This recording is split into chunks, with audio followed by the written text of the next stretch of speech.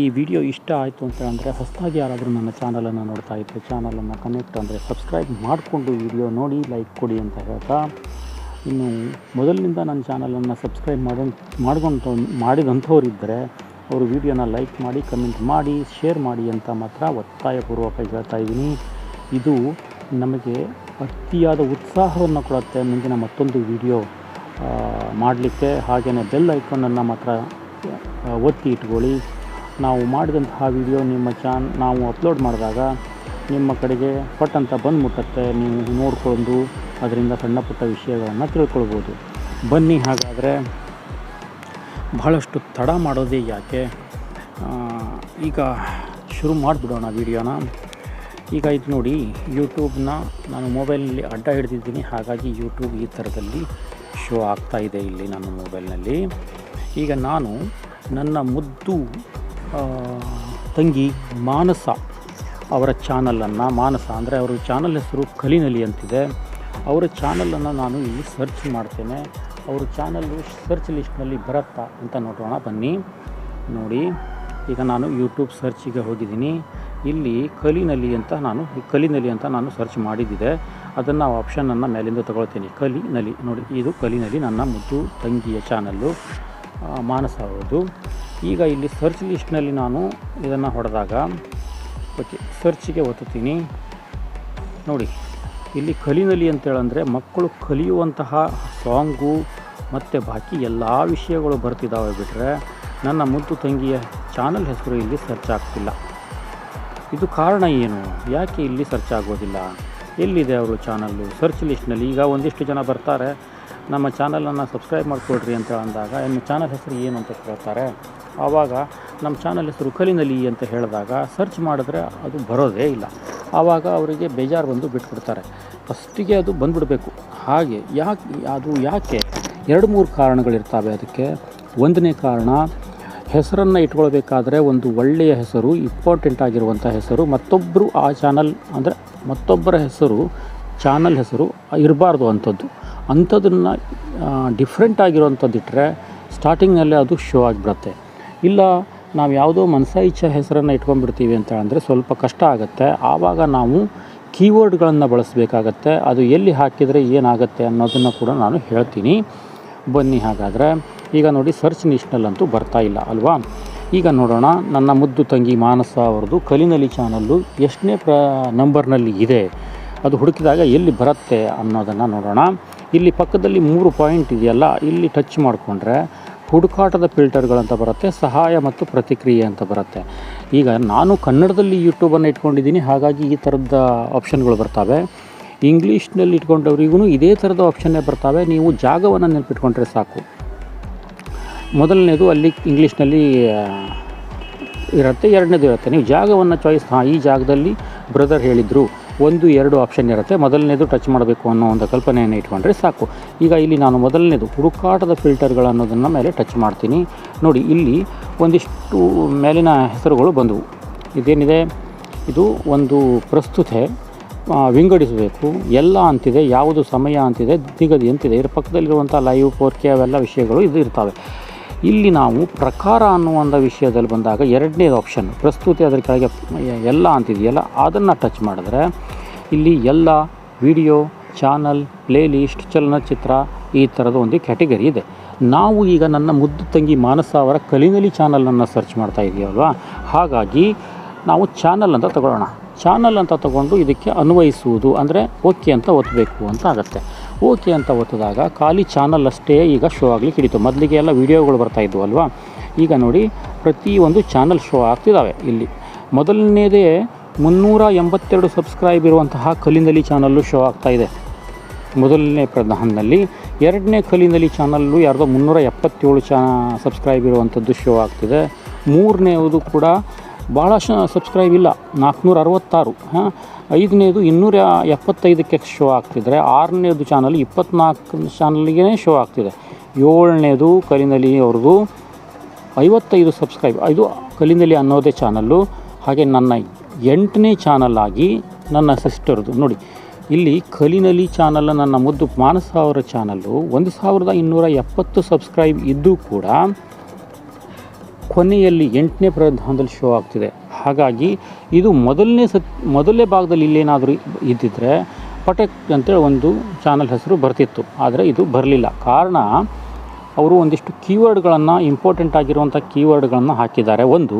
ಇನ್ನೊಂದು ಈ ಕಲಿನಲಿ ಅನ್ನುವಂತಹ ಏನು ಹೆಸರುಗಳಿದೆಯಲ್ಲ, ಇದು ಪಾಠಶಾಲೆಗೋ ಮತ್ತೊಂದಕ್ಕೋ ಯಾವುದಕ್ಕೂ ಸೇರುವಂಥ ಟೈಟಲ್ಲು. ಹಾಗಾಗಿ ಈ ಹೆಸರಿನಲ್ಲಿ ಚಾನಲನ್ನು ಇಟ್ಟರೆ ಅದು ಅವರವರ ಇಷ್ಟ, ಇಟ್ಕೊಳ್ಳೋದು ಬಿಡೋದು. ಅದನ್ನು ನಾವು ಹೇಳಲಿಕ್ಕಾಗಲ್ಲ, ಹೀಗೆ ಇಟ್ಕೊಳ್ತೀರಿ ಹಾಗೆ ಇಟ್ಕೊಳ್ಳಿ ಅಂತ. ಬೇಜಾರಾಗೋದು ಬೇಡ ಯಾರು. ಈಗ ಇಂಪಾರ್ಟೆಂಟ್ ಆಗಿರಬೇಕು ಹೆಸರು, ಆವಾಗ ಮಾತ್ರ ಇಲ್ಲಿ ಪಟ್ಟನೆ ಬರಲಿಕ್ಕೆ ಸಾಧ್ಯ. ಈಗ ನೋಡಿ, ನಾನು ನನ್ನ ಚಾನಲನ್ನು ಇಲ್ಲಿ ಬರೆದು ನಿಮಗೆ ತೋರಿಸ್ತೀನಿ. ಕನ್ನಡ KANNADA ಕನ್ನಡ ಕಸ್ತೂರಿ.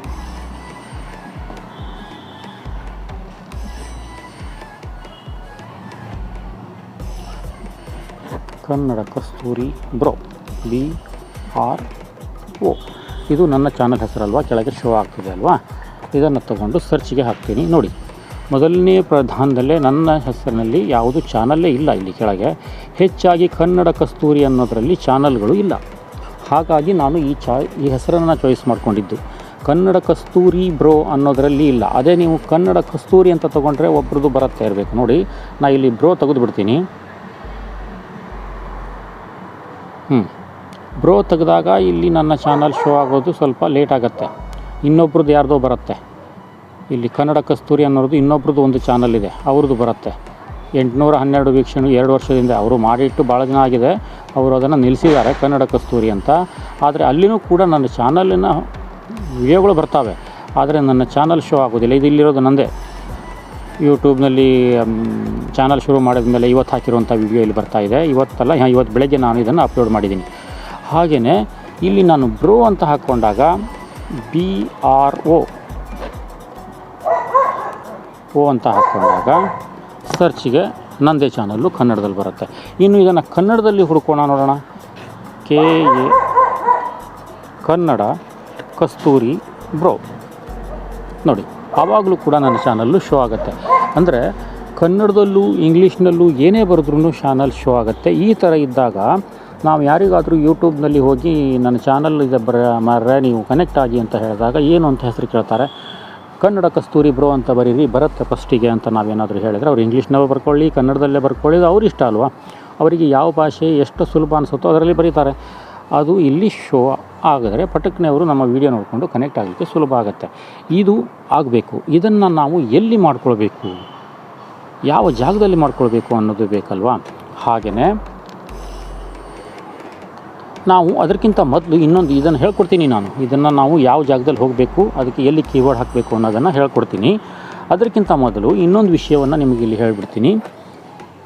ಚಾನಲ್ ಹೆಸರನ್ನು ಸರ್ಚ್ ಮಾಡಬೇಕಲ್ವಾ. ಚಾನಲ್ ಹೆಸರು ಇಂಪಾರ್ಟೆಂಟ್ ಆಗಿರುವಂಥದ್ದು. ನಾವು ಹೇಗೆ ಚೆಕ್ ಮಾಡಬೇಕು ಅದನ್ನು ಒಂದು ಸತಿ ನಾನು ತೋರಿಸ್ಬಿಡ್ತೀನಿ. ಇದು ಚಾನಲ್. ಇಲ್ಲಿ ನಂದು ನೀವು ಅಂತಿದೆಯಲ್ಲ, ಇಲ್ಲಿ ಚಾನಲ್ ಅಂತ ಹೋದ್ಮೇಲೆ ಇಲ್ಲಿ ಅದೃಷ್ಟದ ಮೋಡ್ ಆನ್ ಮಾಡಿ ಅಂತಿದೆಯಲ್ಲ, ಅದೃಷ್ಟದ ಅಂದರೆ ಹೊಸದಾಗಿ ಚಾನಲ್ ಶುರು ಮಾಡಬೇಕಾದ್ರೆ ಮತ್ತು ಹೊಸದಾಗಿ ಯಾರಾದರೂ ಚಾನಲ್ ಹೆಸರನ್ನು ಅಪ್ಡೇಟ್ ಮಾಡಬೇಕು ಅಂತಾದರೆ ಅದೃಷ್ಟದ ಮೋಡ್ ಆನ್ ಮಾಡಿ ಅನ್ನೋದನ್ನು ಆನ್ ಮಾಡಬೇಕು. ಈಗ ಇಲ್ಲಿ ನನ್ನ ಯಾವುದೇ ಯೂಟ್ಯೂಬ್ನಲ್ಲಿ ಇದಿಲ್ಲ. ಈಗ ಇಲ್ಲಿ ನಾನು ಕಲಿನಲಿ ಅನ್ನೋರು ನನ್ನ ತಂಗಿಯ ಚಾನಲನ್ನು ಸರ್ಚ್ ಮಾಡಿದ್ರೆ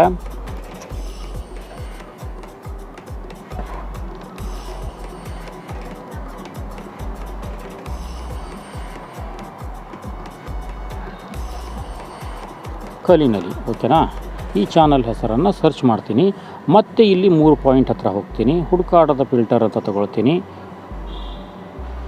ಚಾನಲನ್ನಷ್ಟೇ ಸರ್ಚ್ ಮಾಡ್ತೀನಿ. ಎಷ್ಟು ಚಾನಲ್ಗಳಿವೆ ಈ ಹೆಸರಿನಲ್ಲಿ ಅನ್ನೋದು ಇಲ್ಲಿ ನಮಗೆ ಸಿಕ್ಕಾಬಟ್ಟೆ ಚಾನಲ್ ಇರೋದೆಲ್ಲ ಗೊತ್ತಾಗುತ್ತೆ. ನೋಡಿ, ಇಷ್ಟೆಲ್ಲ ಹೆಸರಿನಲ್ಲಿದ್ದಾಗ, ಕಲಿನಲಿ ಅನ್ನೋ ಹೆಸರಿನಲ್ಲೇ ಇಷ್ಟೆಲ್ಲ ಹೆಸರುಗಳು ಇದ್ದಾಗ ಅಲ್ಲಿ ನಮ್ಮ ಚಾನಲ್ಲು ಕನೆಕ್ಟ್ ಆಗೋದು ಭಾಳಷ್ಟು ಕಮ್ಮಿ ಆಗಿಬಿಡುತ್ತೆ. ಇಷ್ಟೆಲ್ಲ ಹೆಸರಿನಲ್ಲಿ ನಮ್ಮ ಈಗ ಯೂಟ್ಯೂಬ್ನಲ್ಲಿ ಕಲಿನಲಿ ಅಂತ ಬರೆದಾಗ ಅದಕ್ಕೆ ಕನ್ಫ್ಯೂಸ್ ಆಗಿಬಿಡುತ್ತೆ. ಇಷ್ಟೆಲ್ಲ ಹೆಸರುಗಳಿದ್ದಂಥ ಚಾನಲಲ್ಲಿ ಯಾವುದು ಅಂತ ಕಳಿಸ್ಲಿ, ಯಾವುದು ಅಂತ ಕೊಡಬೇಕು ಅಂತ ಸ್ವಲ್ಪ ಆದರೂ ಹೆಚ್ಚು ಕಮ್ಮಿ ಬದಲಾವಣೆ ಇರಬೇಕು. ಹಾಗಾಗಿ ಯಾವುದು ಇಲ್ಲವೋ ಅದನ್ನು ತಗೊಳ್ಬೇಕು. ಈಗ ಉದಾಹರಣೆಗೆ ಕಲಿನಲಿ ಅಕಸ್ಮಾತ್ ಹೆಸರನ್ನು ಚೇಂಜ್ ಮಾಡಿದ್ರೆ ಈಗ ನಾನು ಯಾವುದು ಬರೀಲಿ ಅಂತ ವಿಚಾರ ಮಾಡ್ತೀನಿ. ಒಂದು ಸೆಕೆಂಡಿಗೋಸ್ಕರ ನಿಂತ್ಕೊಳ್ಳಿ. ಕಲಿನಲಿ ಇದು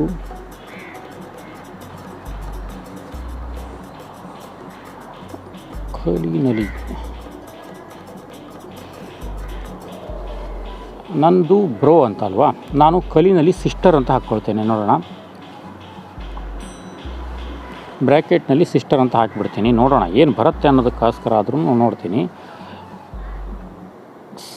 ಸಿಸ್ಟರ್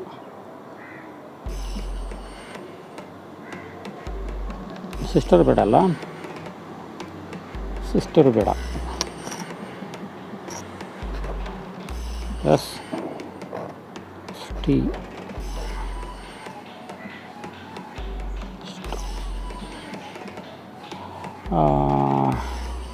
ಕನ್ನಡ ಅಂತ ಹಾಕ್ಕೊಳ್ಳೋಣ. ಒಂದು ನಿಮಿಷ. KANNADA ಕನ್ನಡ ಅಂತ ಹಾಕ್ಕೊಳ್ಳೋಣ. ಕಲಿನಲ್ಲಿ ಕನ್ನಡ ಬ್ರ್ಯಾಕೆಟ್ನಲ್ಲಿ. ಓಕೆ, ಈ ಥರದಲ್ಲಿ ಹಾಕ್ಕೊಂಡು ನೋಡಿದರೆ ನಿಮ್ಮ ಚಾನಲ್ಲು ಡಿಫ್ರೆಂಟಾಗಿ ಯಾವುದಾದ್ರೂ ಬರುತ್ತಾ? ಡನ್.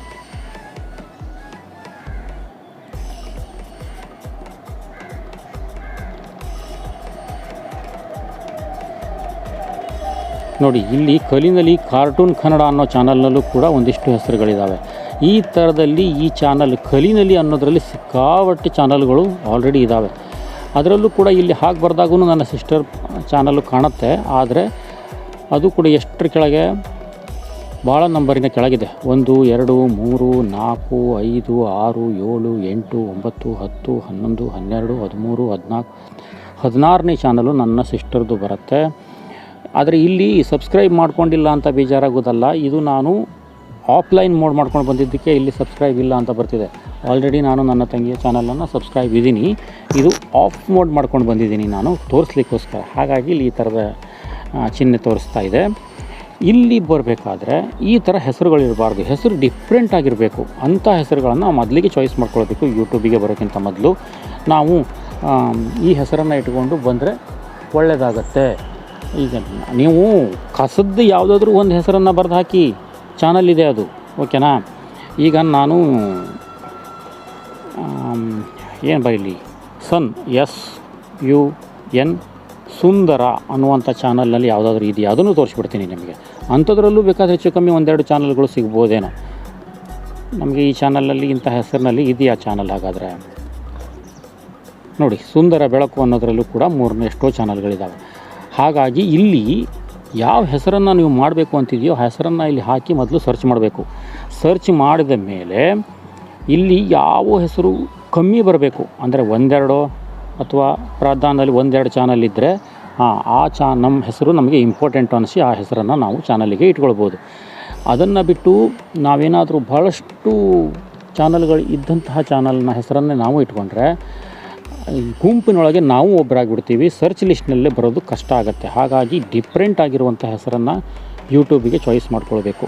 ಇನ್ನು ಇಲ್ಲಿ ಇಷ್ಟ ಆಗಿ ಹೋಗಿದೆ, ಅದಕ್ಕೆ ಏನಾದರೂ ಮಾಡಿಕೊಂಡು ನಾವು ಈಗ ಒಂದು ಸ್ವಲ್ಪ ಸರಿ ಮಾಡ್ಕೊಳ್ಬೇಕಲ್ಲ, ಏನು ಮಾಡಬೇಕು ಅನ್ನೋದೇ ಆದರೆ ಈಗ ನಾನು ಈ ಆಫ್ಲೈನ್ ಇರೋದನ್ನು ಬಂದ್ ಮಾಡ್ತೀನಿ.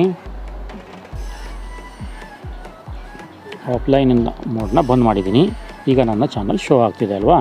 ಇದಕ್ಕೆ ಎಲ್ಲಿಗೆ ಹೋಗಬೇಕು? ಇದಕ್ಕೆ ಹೋಗಬೇಕಾಗಿರೋದು ಬಹಳ ಮತ್ತೆ ಹೊರಗೆ ಕ್ರೋಮಿಗೆ ಹೋಗಬೇಕು. ಕ್ರೋಮ್ ಬ್ರೌಸರ್ನಲ್ಲಿ ಹೋಗಿ studio.com ಇಲ್ಲಿಗೆ ಬಂದ ಮೇಲೆ ಈ ಸೆಟ್ಟಿಂಗ್ ಏನಿದೆಯಲ್ಲ, ಈ ಸೆಟ್ಟಿಂಗು ಕೊನೆಯಲ್ಲಿರುತ್ತೆ. ಯೂಟ್ಯೂಬ್ ಮೊಬೈಲ್ನಲ್ಲಿ ನೋಡಿದಾಗ ನಾನು ಅಡ್ಡ ಹಿಡ್ದಿದ್ದೀನಿ ಅಂತ ಇಲ್ಲಿ ಪಕ್ಕದಲ್ಲಿ ಕಾಣ್ತಾ ಇದೆ, ಅದನ್ನು ನಾನು ಇಲ್ಲಿ ಟಚ್ ಮಾಡ್ತಾಯಿದ್ದೀನಿ ನೋಡಿ. ಈಗ ಚಾನಲ್ ಅಂತ ತಗೊಂಡು ನೋಡಿ, ಇದೇ ಜಾಗದಲ್ಲಿ ಇದು ಭಾರತ ಅಂತ ತೊಗೊಂಡಾದಮೇಲೆ ಇಲ್ಲಿ ಕೆಳಬದಿಗೆ ಇದ್ದಾವೆ ನೋಡಿ, ಕನ್ನಡ ಕಸ್ತೂರಿ RK. ಇಲ್ಲಿ ಮನಸಾ ಇಚ್ಛಾ 500 ಅಕ್ಷರಗಳನ್ನು ಬರಿಬೋದು. ಈಗ ನಾನು ಮೊನ್ನೆ ಬರೆಯೋದ್ರ ಸಲುವಾಗಿ ಎಲ್ಲ ಡಿಲೀಟ್ ಆಗಿದೆ ಅಂತ ಕಾಣುತ್ತೆ, ನಾನು ಕೂಡ ಬರಿಬೇಕು ಈಗ. ಇಲ್ಲಿ ಕನ್ನಡ ಕಸ್ತೂರಿ ಬ್ರೋ, ಮತ್ತು ದೊಡ್ಡ ಅಕ್ಷರದಲ್ಲಿ, ಸಣ್ಣ ಅಕ್ಷರದಲ್ಲಿ, ಹಾಗೆಯೇ ಇನ್ನೂ ಮತ್ತೊಂದಿಷ್ಟು ಪಾಪ್ಯುಲರ್ ಆಗಿಂತಹ ಯೂಟ್ಯೂಬ್ನಲ್ಲಿ ಹೆಸರುವಾಸಿಯಾದಂತಹ ಜನರ ವಿಡಿಯೋ ಹೆಸರುಗಳನ್ನು ಅಥವಾ ಈಗ ದೀಪಾವಳಿ ಹತ್ತಿರದಲ್ಲಿದೆ ಅಂತೇಳಿ ಅಂದರೆ ದೀಪಾವಳಿ ಬಗ್ಗೆ ಯಾವುದಾದ್ರೂ ಒಂದು ಟೈಟಲನ್ನು ಅಥವಾ ಇನ್ನೂ ಟೈಟಲನ್ನು ಹಾಗೆ ಮತ್ತು ಇನ್ನೂ ಸ್ಪೆಷಲ್ಲಾಗಿ ಹೇಳಬೇಕು ಅಂತೇಳಂದರೆ ಈಗ ನಮ್ಮದೇ ಚಾನಲ್ನಲ್ಲಿ ಕನ್ನಡ ಕಸ್ತೂರಿ ಬ್ರೋ ಅಂತಲೂ ನೀವು ಕೂಡ ಹಾಕ್ಕೊಳ್ಬೋದು ನಿಮ್ಮ ಈ ಜಾಗದಲ್ಲಿ. ಹಾಗೆಯೇ ಓಹೋ ಬ್ಲ್ಯಾಕ್ ಟೈಗರ್ ಅಂತಲೂ ಬರ್ಕೊಳ್ಬೋದು. ಹಾಗೆಯೇ ಚಂದ್ರಿಕಾ ಸಿಸ್ಟರ್ ಹೆಸರನ್ನು ಬರ್ಕೊಳ್ಬೋದು. ಮಾನಸ ಅಕಸ್ಮಾತ್ ಈಗ ಯಾರು ರನ್ನಿಂಗ್ನಲ್ಲಿ ಬಹಳ ಪ್ರಚಾರದಲ್ಲಿದ್ದಾರೆ ಯೂಟ್ಯೂಬ್ನಲ್ಲಿ ಅವ್ರ ಹೆಸರುಗಳನ್ನು ದೊಡ್ಡ ಅಕ್ಷರದಲ್ಲಿ ಒಂದು ಸತಿ, ಸಣ್ಣ ಅಕ್ಷರದಲ್ಲಿ ಒಂದು ಸತಿ, ಇಂಪಾರ್ಟೆಂಟಾಗಿ ಗ್ಯಾಪ್ ಆಗಿ ನಿಮಗೆ ಅನಿಸ್ಬೇಕು ಅಂದರೆ ಸಾಮಾನ್ಯ ಪ್ರಜೆ ಯೂಟ್ಯೂಬ್ನಲ್ಲಿ ಸರ್ಚ್ ಲಿಸ್ಟ್ನಲ್ಲಿ ಯಾವ ಲೆಕ್ಕದಲ್ಲಿ ಹುಡುಕ್ತಾನೆ ಚಾನಲ್ನ ಅಂದಾಗ ಆ ಲೆಕ್ಕದಲ್ಲಿ ನೀವು ಇಲ್ಲಿ ಬರೆದು ಹಾಕಿದ್ರೆ ಈಗ ಶಿವರಾಜ್ ಕುಮಾರ್ ಅವರ ಭೈರತಿ ರಣಗಲ್ ಪಿಕ್ಚರ್ ಬಹಳಷ್ಟು ಹೆಸರುವಾಸಿ ಆಗ್ತಿದೆ. ಆ ಹೆಸರನ್ನು ಕೂಡ ಇಲ್ಲಿ ನೀವು ಬರೆದು ಹಾಕ್ಬೋದು. ಮಧ್ಯೆ ಮಧ್ಯೆ ಇಲ್ಲಿ ಬಂದು ಚೇಂಜ್ ಮಾಡ್ತಿರಬೇಕು ಟೈಟಲ್ಗಳನ್ನು, ಏನೋ ಒಂದು ಬರೆದು ಹಾಕ್ತಿರಬೇಕು. ಆವಾಗ ಯೂಟ್ಯೂಬ್ನಲ್ಲಿ ಯಾರೋ ಭೈರತಿ ರಣಗಲ್ ಅಂತ ಬರೆದಾಗ ಒಂದು 4-5 ಪ್ರಾಧಾನ್ಯದ ಕೆಳಗೆ ನಮ್ಮ ಚಾನಲ್ ಶೋ ಆಗಿಬಿಡುತ್ತೆ. ಅಂದರೆ ಹಾಡು ಇದರಲ್ಲಿ ಇದೆಯಾ ಏನೋ ಇದ್ದರೆ ಪಟಕ್ನೆ ಅಲ್ಲಿ ಶೋ ಆಗುತ್ತೆ. ಅವರು ಅದನ್ನು ಟಚ್ ಮಾಡಿಕೊಂಡು ಒಳ ಹೋಗಲಿಕ್ಕೆ ಪ್ರಯತ್ನವನ್ನು ಪಡ್ತಾರೆ. ಇದರಲ್ಲಿ ಏನೋ ಒಂದು ಸ್ಪೆಷಲ್ ಇದೆ, ಇಲ್ಲಿ ನಾನು ಅದನ್ನು ಬರೆದಾಗ ಈ ನಮ್ಮ ಕಲಿನಲಿ ಅವ್ರದ್ದು ಚಾನಲ್ ಹೆಸರು ಶೋ ಆಗ್ತಿದೆಯಲ್ಲ, ನೋಡೋಣ ಇದರಲ್ಲಿ ಏನಿದೆ. ಈ ಲೆಕ್ಕದಲ್ಲಿ ಬರುತ್ತೆ. ಈ ಜಾಗದಲ್ಲಿ 500 ಅಕ್ಷರಗಳನ್ನು ಬರೀಲಿಕ್ಕೆ ಪರ್ಮಿಷನ್ ಇದೆ. ನೀವು ಇಂಪಾರ್ಟೆಂಟ್ ಆಗಿರುವಂಥ 500 ಅಕ್ಷರಗಳನ್ನು ಈಗ ಬರೆಯೋದು ಹೇಗೆ, ಉದಾಹರಣೆಗೆ ನಿಮಗೆ ಒಂದು ಅಕ್ಷರವನ್ನು ತೋರಿಸ್ತೀನಿ ನಾನು. ಈಗ RAG ಈಗ ರಾಘವೇಂದ್ರ ಅಂತ ತೊಗೊಂಡೆ ನಾನು, ಓಕೆನಾ. ರಾಘವೇಂದ್ರ ಅಂತ ತೊಗೊಂಡ್ಮೇಲೆ ಇಲ್ಲಿ ಪಕ್ಕದಲ್ಲಿರುವಂಥ ಬಾಣದ ಮಾರ್ಕ್ ಇದೆಯಲ್ಲ, ಇದನ್ನು ಟಚ್ ಮಾಡಿದಾಗ ಅದು ಅಲ್ಲಿಗೆ ಎಂಡ್ ಆಗುತ್ತೆ. ನೋಡಿ ರಾಘವೇಂದ್ರ ಅಂತ ತೊಗೊಳ್ತು. ಅದ್ರ ಮುಂದೆ ಮತ್ತೆ ಎರಡನೇ ಆಪ್ಷನ್ನು. ಈಗ ಇದನ್ನೇ ನೀವು ದೊಡ್ಡ ಅಕ್ಷರದಲ್ಲೋ ಅಥವಾ RAGHU ರಘು ಅಂತ ತಗೊಂಡು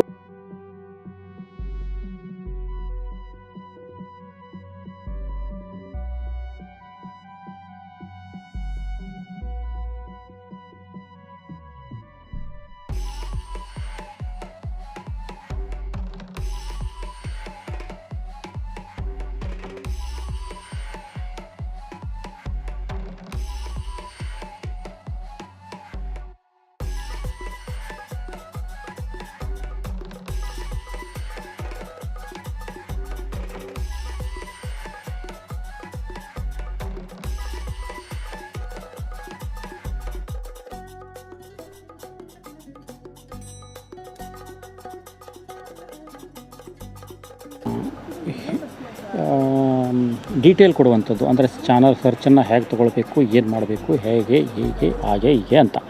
ಅದರಲ್ಲಿ ಒಂದು ಸಣ್ಣ ಇನ್ನೊಂದು ವಿಶೇಷವನ್ನು ಹೇಳಿಬಿಡ್ತೀನಿ. ಈ ಥರ ಮಾಡಿಕೊಂಡಾಗ ಚಾನಲ್ ಲಿಸ್ಟ್ನಲ್ಲಿ ಬರುತ್ತೆ. ಇಂಪಾರ್ಟೆಂಟಾಗಿ ಮೊದಲು ನೀವು ಚಾನಲ್ ಹೆಸರನ್ನು ಇಂಪಾರ್ಟೆಂಟಾಗಿ ಹುಡ್ಕೊಂಡೇ ಚಾನಲನ್ನು ಮಾಡ್ಕೊಳ್ಳಿ. ಹಾಗೆ ಮಾಡ್ಕೊಳ್ಬಾರ್ದು.